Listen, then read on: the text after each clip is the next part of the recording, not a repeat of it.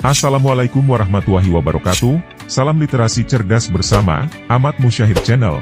Sekarang kita akan membahas materi yang sangat esensial yaitu indeks kebahagiaan sebagai hasil dari pengembangan wilayah atau mengukur kebahagiaan dari perspektif pembangunan. Ini adalah materi yang masih masuk dalam pokok bahasan pertama di kelas 12 yaitu indeks kebahagiaan sebagai hasil pembangunan wilayah. Jangan lupa like and subscribe untuk dapat mengikuti update informasi terbaru dari Ahmad Musyahir Channel. Selamat mengikuti. Bayangkan Anda tinggal di sebuah kota kecil yang dulu sepi dan tidak banyak dikenal orang.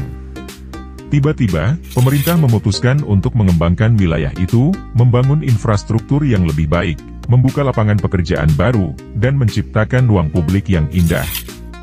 Perekonomian mulai menggeliat, akses ke layanan kesehatan dan pendidikan semakin mudah, dan kualitas hidup pun meningkat. Tapi, apakah semua ini benar-benar membuat penduduknya lebih bahagia? Saat kita berbicara tentang pengembangan wilayah, biasanya yang terlintas di pikiran adalah gedung-gedung tinggi, jalanan lebar, pusat perbelanjaan megah, dan fasilitas modern lainnya. Namun, seberapa sering kita bertanya-tanya, apakah pembangunan ini benar-benar meningkatkan kebahagiaan penduduk yang tinggal di dalamnya? Dan lebih menarik lagi, apakah mungkin untuk mengukur kebahagiaan ini secara konkret? Dalam artikel ini, kita akan menjelajahi konsep indeks kebahagiaan sebagai hasil dari pengembangan wilayah. Kita akan melihat bagaimana perubahan-perubahan dalam lingkungan fisik, ekonomi, dan sosial dapat mempengaruhi perasaan bahagia seseorang, dan mengapa kebahagiaan seharusnya menjadi salah satu tujuan utama dalam perencanaan pembangunan wilayah. Bersiaplah untuk mendapatkan wawasan yang mungkin belum pernah Anda pikirkan sebelumnya. 1. Memahami indeks kebahagiaan. Sebelum kita menyelam lebih dalam ke dalam topik ini, mari kita mulai dengan memahami apa itu indeks kebahagiaan. Secara sederhana, indeks kebahagiaan adalah ukuran yang mencoba menangkap tingkat kesejahteraan atau kepuasan hidup seseorang atau kelompok dalam suatu wilayah tertentu. Ini bukan hanya tentang memiliki materi atau kekayaan finansial, tetapi lebih tentang kualitas hidup secara keseluruhan, termasuk kesehatan, pendidikan, hubungan sosial, lingkungan, dan keseimbangan kehidupan kerja. Indeks kebahagiaan ini seringkali diukur melalui survei yang menanyakan kepada orang-orang tentang tingkat kepuasan mereka dalam berbagai aspek kehidupan. Pertanyaan-pertanyaan ini bisa mencakup hal-hal seperti seberapa puas mereka dengan pekerjaan mereka, seberapa dekat mereka dengan keluarga dan teman, seberapa sehat mereka merasa, dan seberapa aman mereka di lingkungan tempat tinggal mereka.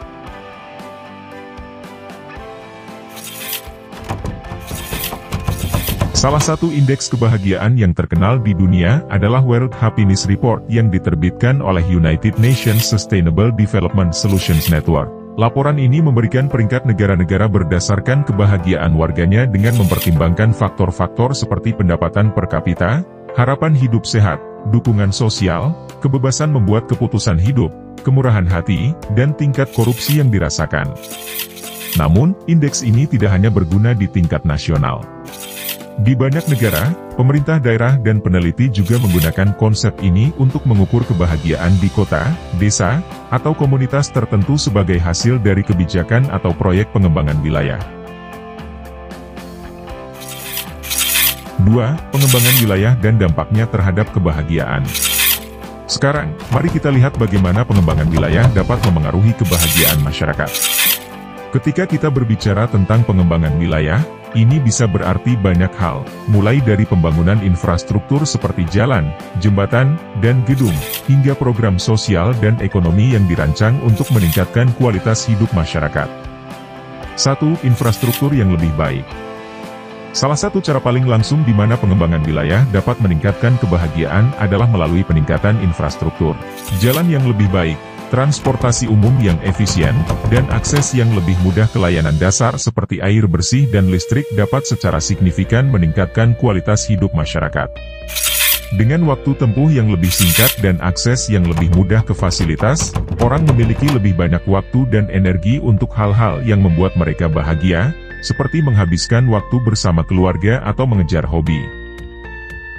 2. Peningkatan ekonomi. Pengembangan wilayah juga seringkali membawa peluang ekonomi baru. Ketika sebuah wilayah dikembangkan, seringkali muncul lapangan pekerjaan baru, peluang bisnis, dan peningkatan pendapatan bagi masyarakat. Dengan lebih banyak uang di saku mereka, orang bisa merasa lebih aman secara finansial dan mampu mengejar tujuan-tujuan pribadi yang bisa meningkatkan kebahagiaan mereka, seperti membeli rumah, melanjutkan pendidikan, atau merencanakan masa depan. 3. Lingkungan hidup yang lebih sehat. Pengembangan wilayah yang baik juga harus mencakup peningkatan kualitas lingkungan hidup.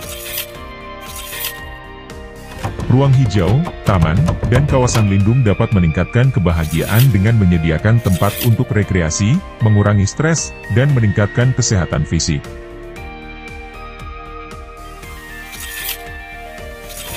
Selain itu, pengelolaan lingkungan yang baik juga dapat mengurangi polusi dan meningkatkan kualitas udara, yang secara langsung mempengaruhi kesehatan dan kebahagiaan.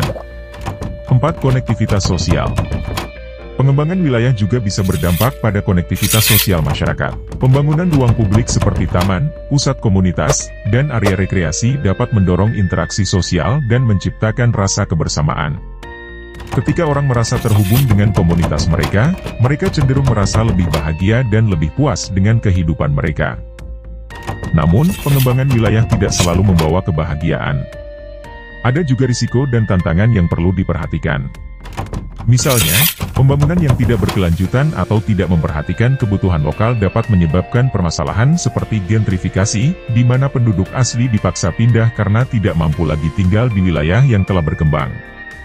Hal ini bisa menyebabkan kehilangan ikatan sosial dan identitas, yang pada gilirannya bisa mengurangi kebahagiaan. 3. Studi kasus, pengembangan wilayah dan kebahagiaan di berbagai negara. Untuk memahami lebih jauh hubungan antara pengembangan wilayah dan kebahagiaan, mari kita lihat beberapa contoh nyata dari berbagai negara. 1. Bhutan, negara kecil dengan kebahagiaan yang besar. Bhutan adalah salah satu negara yang paling sering disebut ketika berbicara tentang kebahagiaan. Negara kecil di Himalaya ini memiliki pendekatan unik terhadap pembangunan dengan menggunakan Gross National Happiness, GNH, sebagai indikator utama keberhasilan pembangunan, bukan GDP. Konsep GNH ini mencakup 4 pilar utama, pembangunan sosial ekonomi yang berkelanjutan, pelestarian dan promosi budaya, perlindungan lingkungan, dan tata kelola yang baik. Dengan menempatkan kebahagiaan sebagai tujuan utama, Bhutan berhasil menciptakan kebijakan yang seimbang antara pembangunan dan kesejahteraan masyarakat. 2. Finlandia, infrastruktur hebat dan dukungan sosial yang kuat. Finlandia, negara yang sering menduduki peringkat teratas dalam World Happiness Report, adalah contoh lain yang menarik. Pengembangan wilayah di Finlandia sangat fokus pada peningkatan infrastruktur yang mendukung kehidupan sehari-hari masyarakat. Dari sistem pendidikan yang luar biasa hingga layanan kesehatan yang mudah diakses, Finlandia memastikan bahwa semua warganya memiliki dasar yang kuat untuk hidup bahagia.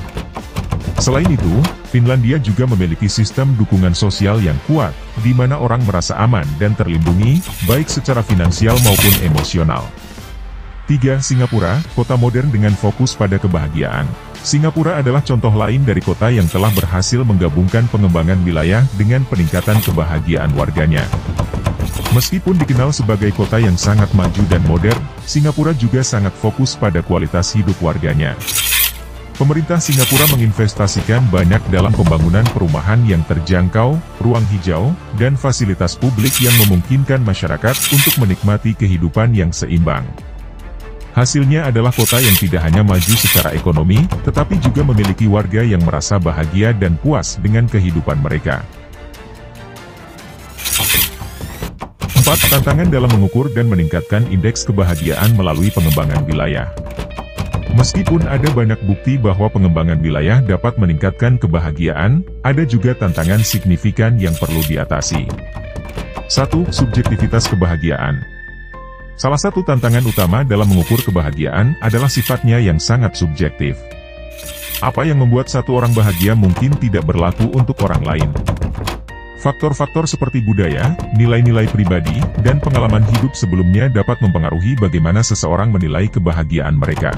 Oleh karena itu, pengembangan wilayah yang bertujuan meningkatkan kebahagiaan harus mempertimbangkan keragaman ini dan tidak menerapkan pendekatan satu ukuran untuk semua. 2. Ketidakmerataan pembangunan. Tidak semua orang merasakan manfaat dari pengembangan wilayah secara merata. Seringkali, proyek pembangunan besar lebih banyak menguntungkan mereka yang sudah memiliki sumber daya, sementara kelompok rentan bisa jadi tertinggal. Misalnya, pembangunan kawasan bisnis baru mungkin membawa pertumbuhan ekonomi, tetapi bisa juga menyebabkan peningkatan harga properti yang memaksa penduduk asli pindah ke tempat lain yang lebih terjangkau. Ketidakmerataan ini dapat menyebabkan ketidakpuasan dan menurunkan tingkat kebahagiaan di kelompok tertentu. 3. Dampak lingkungan. Pengembangan wilayah yang tidak memperhatikan lingkungan dapat berakibat negatif bagi kebahagiaan jangka panjang. Meskipun infrastruktur yang baru dan modern mungkin meningkatkan kenyamanan, jika pembangunan tersebut merusak lingkungan, itu bisa berakibat pada penurunan. Demikianlah penjelasan singkat dari materi, indeks kebahagiaan sebagai hasil dari pengembangan wilayah atau mengukur kebahagiaan dari perspektif pembangunan. Jangan lupa like and subscribe untuk bisa mendapatkan update informasi terkini dari Ahmad Musyahir Channel. Wassalamualaikum warahmatullahi wabarakatuh. Terima kasih, semoga bermanfaat.